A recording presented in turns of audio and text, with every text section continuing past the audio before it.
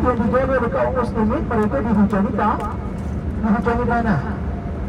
Ya, jadi mereka mencoba datang mana panah, putar balik lagi, datang mencoba lagi, putar balik lagi, gagal balik lagi. Dan mereka orang-orang kafir Quraisy ini apa? Akhirnya membuat perkemahan di luar dari kota Madinah di sebelahnya. Kalau bagian masjid yang tadi, yang masjid depan tadi itu adalah pos-pos kaum muslimin berjaga. Kemudian di sebelahnya, di luarnya itu apa? Di situ pertendahan orang-orang kafir Quraisy. Ya, disebutkan dalam sejarah bahwasanya mereka membuat tenda bertahan di situ, tidak bisa masuk ke kota Madinah. Mereka selama 1 bulan penuh. Ya, selama 1 bulan mereka berusaha masuk ke kota Madinah, selalu gagal. Ya. Kemudian apa? Pas bulan penuh, Allah Subhanahu wa taala mengirim bala tentara yang lain yang memporak-porandakan pasukan kafir Quraisy. Itu apa? Allah Subhanahu wa taala mengirim angin kencang. Ia menghancurkan perkemahan mereka. Percetakan nutup. Berarti kita lanjut Jos Kubah. Pulang dari kota Madinah tanpa membawa hasil. Pasukan begitu banyak, 10.000, tetapi tidak mendapatkan kemenangan sama sekali. Ya. Nah ini Masya Allah, itu adalah strategi. Perang itu bukan hanya jumlah Bapak Ibu, tetapi harus ada strategi. Makanya Allah Subhanahu wa taala berfirman dalam Al-Qur'an, "Wa kam min fi'atin qalilatin ghalabat fi'atan katsiratan bi'idznillah." Ya, berapa banyak pasukan yang sedikit itu dapat mengalahkan pasukan yang begitu banyak jumlahnya dengan izin Allah Subhanahu wa taala. Ya, dan kalau kita lihat juga beberapa kali peperangan yang dilakukan oleh Rasulullah Shallallahu Alaihi Wasallam, tatkala mereka kalah dari sisi jumlah, malah mereka mendapatkan kemenangan. Salah satunya di perang Badar. Kemarin saya ceritakan ya, ada beberapa jamaah yang kemarin ke Badar. Saya ceritakan ada berapa jumlah kaum muslimin? 330. Ada mengatakan 313, ada mengatakan 370-an. Ya. Kemudian kaum kafir Quraisy ada berapa? 1000-an. 1000-an orang yang mendapatkan kemenangan siapa? Muslimin. Kaum muslimin sebenarnya secara akal, kalau kita menggunakan rasional, ya jumlah yang sedikit itu pasti akan kalah. 300 lawan 1000 berarti satu labang mungkin 3, tetapi karena kuasa Allah Subhanahu wa taala dan strategi peperangan, maka kaum muslimin mendapatkan kemenangan di peperangan Khandaq. Ya. Bahkan sebaliknya, tatkala jumlah kaum muslimin begitu banyak, mereka mendapatkan kekalahan. Di perang apa itu? Perang Uhud masih kalau jumlah 1.000 lawan 3.000. Kaum muslimin 1.000, kemudian berkurang lagi dari 1.000 itu berkurang 300 karena orang-orang munafik itu mereka memisahkan diri, tidak ikut di peperangan Uhud. Jadi 700. Kaum muslimin di peperangan Uhud dapat, mereka di awal-awal peperangan dapat kemenangan. Kemudian di akhir mereka mendapatkan kekalahan. Nanti kita akan ceritakan kisahnya tatkala kita akan berkunjung ke Uhud. Tapi ada peperangan yang lain, kaum muslimin jumlahnya jauh lebih banyak, tetapi mereka mendapatkan kekalahan di awal-awal. Apa itu di peperangan Hunain. Di peperangan Hunain kaum muslimin itu jumlahnya berapa? Pertama 10.000 orang, sampai 3.000 orang pasukan kaum muslimin yang baru masuk Islam dari suku Quraisy melawan orang-orang Bani Saqif, penduduk kota Taif. Di awal-awal jumlah yang begitu banyak mengalami kekalahan. Kenapa? Karena mereka sombong. Apa sombongnya? Ada salah seorang sahabat berkata, kami hari ini tidak akan mengalami kekalahan dikarenakan jumlah kami yang sedikit. Banyak. Allah langsung membayar jumlah yang begitu banyak adalah dipecahkan. Dan kalau bertemu dengan musuh, tapi akhirnya mereka juga mendapatkan kemenangan. Ya para jamaah, sekarang kita akan menuju ke Kubah. Nah, kalau kemarin kita masih mau cerita lagi tentang Kubah ini berasanya bagaimana ya? Murajaah. Murajaah. Kalau murajaah itu Masya Allah.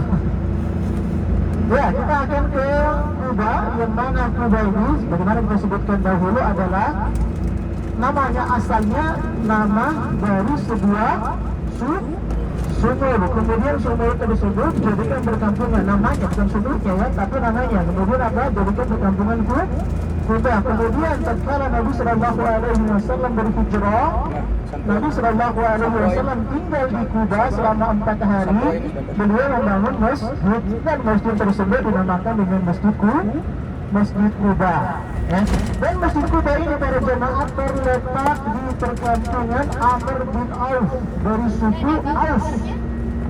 Ya, dari suku Aus. Ingat, para jemaah dahulu Yathrib sebelum jadi kota Madinah, bahkan setelah menjadi kota Madinah, ada 2 kabilah besar yang mendiami apa? Madinah dan sekitarnya. 15. Dan 2 kabilah ini dulunya saling bermusuhan. Yaitu apa? Kabilah Aus dan kabilah Khadraj. 2 kabilah ini sebenarnya adalah saudara. Tetapi apa? Muncul perselisihan di antara mereka, lalu terjadi peperangan. Ya, dari suku Aus dan suku Khadraj dan para jemaah bangsa Arab. Ya, itu bangsa Arab itu adalah bangsa yang suka perang. Makanya wataknya orang Arab ini keras-keras. Karena mereka sedikit apa? Perang. Perang. Dan apa? Kalau perangnya bukan bawa person orang, tapi bawa suku, bawa kabilah. Coba lihat video. Satu orang kabilah dibunuh, ya, seumpamakan kabilah dari Jawa dibunuh, maka semua kabilah Jawa itu akan menuntut balas. Bayangkan kan, kalau seandainya di Indonesia demikian ya, berapa juta orang Jawa, oh masya Allah. Ya. Lawan orang Sulawesi, rata Sulawesi. Ya, begitu ya orang Jawa, apa namanya orang Arab dan kabilah Arab ini, kabilah Aus dan Khadraj ini, masya Allah mereka apa? Terjadi peperangan di antara mereka itu selama 100 tahun. Dan yang mendamaikan mereka, yang menjadikan mereka bersaudara kembali adalah siapa? Rasulullah Sallallahu Alaihi Wasallam dan Islam. Nah, kita kembali kepada cerita tentang Kuba tadi. Ya, Kuba tadi gimana? Dia perkampungan Amr bin Auf. Ya, dari suku Aus. Ya, Nabi Sallallahu Alaihi Wasallam tatkala beliau melakukan hijrah dari kota Mekah menuju kota Madinah, ya hijrah itu disebutkan Nabi Sallallahu Alaihi Wasallam itu menghabiskan 8 hari perjalanan. Ya hijrah. Ya, dari kota Mekah ke kota Madinah. Dan tatkala Nabi Sallallahu Alaihi Wasallam hijrah tersebut, beliau menempuh jalur yang tidak biasanya. Ya, beliau menempuh jalur yang tidak pernah dilalui oleh manusia. Beliau mengambil jalur pantai Laut Merah, kemudian tentu sampai ke mana? Ke Kuba. Dan tatkala Nabi Sallallahu Alaihi Wasallam sampai di Kuba, beliau tinggal 4 hari di Kuba. Beliau menginap di rumah salah seorang sahabat Ansor yang bernama Kulthum bin Hidam. Nah, Nabi Sallallahu Alaihi Wasallam tinggal di situ selama 4 hari, dan dalam waktu 4 hari tersebut Nabi Sallallahu Alaihi Wasallam membangun masjid pertama, ya, yang beliau bangun sendiri dengan tangan beliau. Jadi para jemaah dari sekian banyak masjid, ya, masjid yang dibangun langsung oleh Rasulullah Sallallahu Alaihi Wasallam itu hanya 2. Apa yang bernama? Masjid Kuba, dan yang kedua adalah Masjid Nabawi. Ya. Kemudian Nabi Sallallahu Alaihi Wasallam tatkala beliau sudah menetap di kota Madinah, ya, di Masjid Nabawi sekarang, beliau Sallallahu Alaihi Wasallam memiliki kebiasaan. Ya, dalam sepekan beliau menyempatkan diri untuk berkunjung ke Masjid Kuba. Dan beliau berkunjung, terkadang beliau jalan kaki, kemudian juga terkadang beliau berkendara. Jadi para jemaah tatkala kita berkunjung ke Masjid Kuba tidak harus berjalan kaki, naik bis juga pun juga sudah sah. Kemudian Nabi Sallallahu Alaihi Wasallam juga beliau menyebutkan juga keutamaan Masjid Kuba. Apa tadi keutamaannya kata Rasulullah? Man tatahhara fi baitihi thumma ata Masjid Kuba fa shalla fihi salatan kana lahu ajru umrah. Barang siapa yang bersuci dari rumahnya, Ingat ya, bersuci dari rumahnya.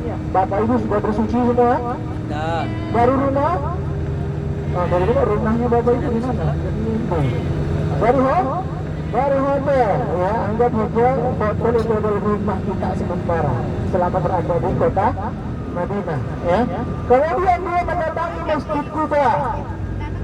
Dan datangnya tidak disebutkan. Mau terbang deh, kalau bisa terbang silakan.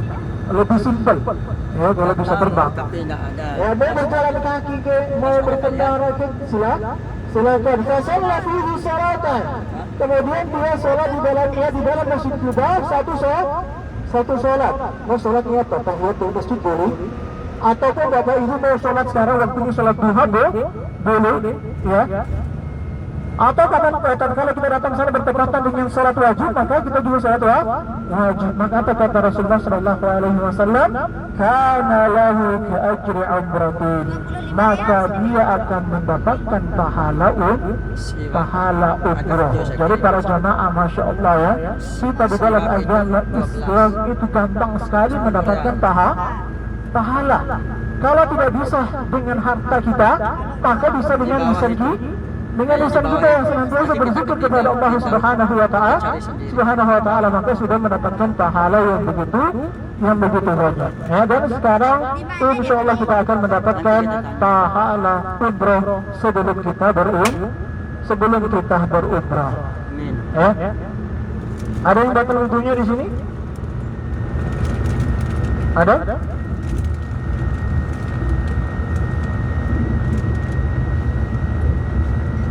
Ya, nanti tatkala kita berada di Kuba, ya, kami mohon kepada para jamaah untuk tidak terpencar ya, karena pagi begini biasanya lebih ramai daripada waktu malam. Ya, berapa hari yang lalu kita kunjungi. Jadi kami minta kepada para jamaah untuk jalan bersama, terutama ibu-ibunya, karena soft antara ibu-ibu dan laki-laki itu berbeda.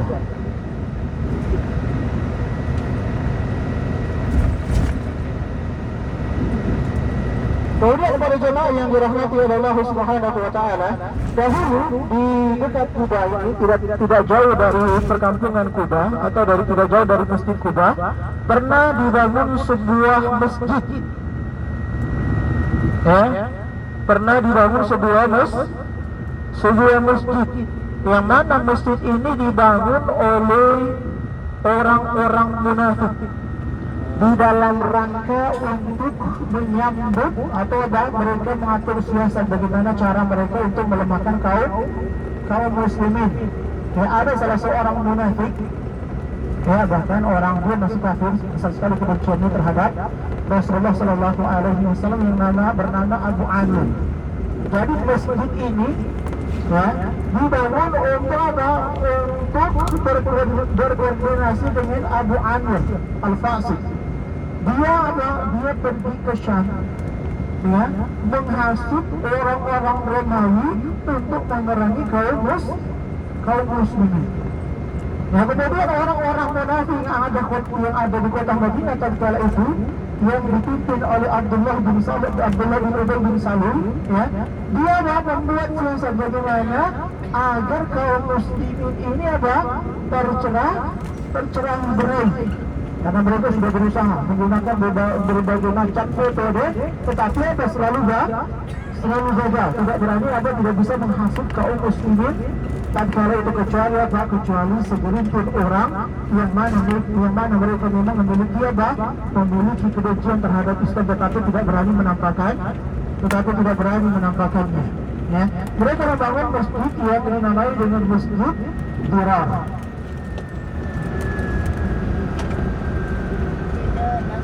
Apa dinamai dengan Masjid Dirar. Ya, bahkan Masjid Dirar ini disebutkan di dalam Al-Qur'anul Karim. Allah Subhanahu wa taala berfirman, "Walladzina ittakhadhu masjidan diraran wa kufran wa tafriqan bainal mu'minin wa irsadan liman haraba Allah wa rasulahu min qabl." Kata Allah Subhanahu wa taala, dan orang-orang yang menjadikan Masjid Dirar. Apa itu Masjid Dirar? Ya, masjid yang dibangun dalam rangka untuk memecah belah kaum kaum muslimin. Maka sebagian para ulama, para jamaah, para ulama itu apa? Mereka menamakan masjid yang dibangun saling berdekatan itu dengan masjid di Dirar. Ada sebuah masjid itu kampungan kita, berdiri sudah lama. Kemudian apa? Sepi, sepi orang yang sholat di dalamnya. Ya, sholat Jumat, alhamdulillah 3 baris. Sholat subuhnya alhamdulillah imam sama makmumnya. Ya, sudah masjid besar. Karena beda apa? Berbeda berselisih pengurusan masjid. Ada yang bangun masjid di sampingnya ada berjarak 100 meter. 100 meter. Maka masjid yang 100 meter itu kata para ulama adalah masjid Dirar. Ya, kenapa? Kalau masjidnya sudah kayak gitu, mau lagi dipecah belah. Ya, untuk sholat lagi, belajar sholat, tidak sholat di sana. Allah ya Rabbi. Ya, dan ini banyak terjadi di mana? Di Indonesia. Ya, berbeda selisih, berbeda apa namanya antar pengurus masjid, bangun sampingnya. Ya Allah ya Rabbi. Padahal apa? Masjid yang pertama dibangun kok kosong, tidak ada hajat, tidak ada kebutuhan. Ya, makanya kalau mengatakan masjid yang baru yang dekat itu adalah masjid Dirar. Ya, maka apa? Para ulama mengatakan kalau dia masjid Dirar tidak sah sholat di dalamnya. Apa kata Allah tadi? Walladzina takhadhu masjidan dirara wa kufran wa tafriqan bainal mu'minin wa irsadan liman haraba Allah wa rasulahu min qabl. Orang-orang yang menjadikan masjid Dirar, ya, masjid Dirar, masjid yang dibangun dalam rangka untuk memudaratkan kaum muslimin wa kufran. Dan masjid yang dibangun di atas dasar kekufuran wa tafriqan bainal mu'minin, dan untuk memecah belah persatuan kaum mukminin wa irsadan liman haraba Allah wa rasulahu, dan masjid dibangun untuk menyambut orang-orang yang akan memerangi Allah dan Rasulnya. Wala yahlifunna in aradna illa al-husna. Orang-orang munafik yang membangun masjid tersebut, mereka sampai bersumpah dengan nama Allah Subhanahu wa taala bahwasanya mereka membangun masjid Dirar tujuannya adalah kebaikan. Masya Allah, para jemaah dalam agama kita, para jemaah perlu kita ketahui bahwasanya apa? Standar keterimanya amalan itu bukan hanya baik. Ingat ya, dalam agama kita standar keterimanya agama itu bukan hanya baik. Tapi ada 2 syarat yang harus terpenuhi. Apa itu? Yang pertama, ikhlas karena Allah Subhanahu wa taala. Kemudian juga apa? Harus menyesuaikan tata cara Rasulullah Sallallahu Alaihi Wasallam. Tanpa 2 ini maka amalan tersebut akan tertolak, tidak akan diterima oleh Allah Subhanahu Wa Taala. Paham Bapak Ibu? Paham. Salat subuh berapa rakaat Bapak Ibu? Salat subuh 2 rakaat. Kalau kita jadikan 4 rakaat, bagus atau tambah? Bagus. Semakin banyak rakaatnya maka semakin Baik. bagus. Benar apa tidak Bapak Ibu? Benar, tetapi ada yang sholat subuh 4 rakaat, ketahuilah sholatnya tidak akan pernah diterima oleh Allah Subhanahu wa taala. Kenapa? Karena Rasulullah Sallallahu Alaihi Wasallam sholat subuh hanya 2 rakaat. 2 rakaat. Kalau ada yang mengatakan sholat subuh 4 rakaat, berarti dia lebih apa? Lebih mendapatkan petunjuk daripada Rasulullah Sallallahu Alaihi Wasallam. Ya, begitu pula dalam ibadah yang lain. Makanya penting para jamaah ketika kita beribadah, 2 hal tadi yang harus kita perhatikan. Yang pertama harus ikhlas, yang kedua apakah cara ini benar-benar diajarkan oleh Rasulullah Sallallahu Alaihi Wasallam ataukah tidak. Kalau tidak, meskipun kebanyakan manusia mengerjakan, tinggalkan, karena kebenarannya, katakan kebenaran itu bukan dari jumlah banyaknya orang yang melakukan. Tetapi apa? Harus sesuai dengan sunnahnya Rasulullah Sallallahu Alaihi Wasallam. Paham para jemaah? Dan sekarang Masjid apa ini? ini masjid Jumat. Ya, di sebelah kanan pada jemaah ini adalah namanya masjid Yang kemarin itu. Jumat. Kenapa dinamakan dengan masjid Jumat? Karena ada masjid Kamis, masjid Sabtu gitu ya. Kenapa namakan masjid Jumat? Masih ada yang ingat kisah yang kemarin kita ceritakan sempat? Kenapa dinamakan ini masjid Jumat? Dikarenakan tatkala Nabi Sallallahu Alaihi Wasallam bertolak dari mana? Dari Kuba di sana depan mana Kuba, ya. Apa Nabi Sallallahu Alaihi Wasallam itu tinggal di Kuba selama 4 hari. Benar apa tidak itu? Ya, dari Senin, Selasa, Rabu, Kamis, kemudian Jumat paginya beliau bertolak kemana? Ke lokasi Masjid Nabawi sekarang di hari Jumat. Maka tatkala Nabi Sallallahu Alaihi Wasallam bertolak di pertengahan jalan, beliau sampai di perkampungan Bani Salim. Maka masuk waktu sholat Jumat. Dan Jumat yang pertama kali Nabi Sallallahu Alaihi Wasallam melakukan di kota Madinah terjadi tadi di mana? Di Masjidul Aqaba. Maka ada tempat sholat Jumat yang Nabi Sallallahu Alaihi Wasallam dinamakan dengan Masjid Jumat. Dan kebiasaan orang Arab dari dulu sampai sekarang, apabila terjadi sebuah kejadian yang bersejarah di suatu tempat, mereka akan membangun patung Garuda. Benar? Tidak, tapi bangun apa? Masjid. Makanya di Jazirah Arab sini, terutama di Arab Saudi, jarang sekali kita ketemu dengan patung. Ustaz, bukannya di Arab Saudi itu lambang polisinya, kemudian ada patung mata, sebelah mata, mata sebelah, itu bukannya lambang menyambut Dajjal. Wallah warahmatullahi, itu adalah dusta. Lambang mata di Arab Saudi itu adalah lambang keindahan. Makanya biasanya kan doa-doa kita panjatkan apa? Qurratu a'yunin. Ada sebagai penyedap mata. Makanya para di sini orang Saudi itu apa? Membuat lambang keindahan itu dengan mata. Bukan dengan apa? Bukan sebagai simbol Dajjal atau apa? Menyambut datangnya Dajjal. Para jemaah Masya Allah, tadi kalau kita pergi ke mana percetakan Al-Quran, maka ibu tadi lihat di sebelah kiri kita ada gunung, di atasnya itu ada istana, ya, istana King Fahad, Raja Fahad. Itu apa? Masya Allah, di Indonesia kami dengar apa? Itu adalah istana yang khusus dibangun untuk menyambut Dajjal, karena nanti Dajjal itu apa? Datangnya di situ, turunnya di situ. Allah Taala alam, ya Allah ya Rabbi. Ya. Fitnahnya luar biasa. Mereka menuduh pemerintah Arab Saudi sebagai tempat turunnya Dajjal. Tapi apa? Seakan mereka lupa bahwasanya Dajjal ini tidak bisa masuk hanya dua kota. Apa? Kota Madinah dan kota Mekah. Di Indonesia aman dari Dajjal? Wallahi tidak. Ya. Karena apa? Nanti Dajjal ketika turun itu semua apa? Semua pelosok bumi ini akan dikelilingi dan Indonesia jangan berpikir bahwasanya apa aman dari Dajjal. Tidak. Ya. Dan begitu juga ya daerah-daerah yang di luar daripada tanah haram itu semuanya akan dijelajah oleh Dajjal. Paham ya Bapak Ibu ya? Paham. Ya. Di luar daripada tanah haram maka Dajjal itu mengelilingi. Di dalam tanah haram maka Dajjal tidak bisa masuk. Itu pun juga hanya di kota Mekah dan kota Madinah. Jadi kalau ada informasi mengatakan bahwasanya istana itu dibangun untuk menyambut Dajjal, itu adalah duslah. Ini menjelek-jelekan pemerintah Arab Saudi. Para jemaah bisa dilihat di depan kita ini adalah apa? Masjid Quba. Masjid Quba. Kemarin sudah berkunjung ya. Rata-rata bersih. Ada yang belum berkunjung ke Masjid Quba kemarin? Ada? Sudah semua di sini? Alhamdulillah kalau kayak gitu ya.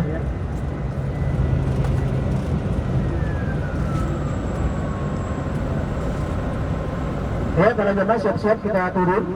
Siap-siap kita turun. Alhamdulillah kita sudah nyampe Masjid Quba. Terus ya. tahankan wudhu, langsung sholat di sana. Siap. Barakallahu fiik. Assalamualaikum.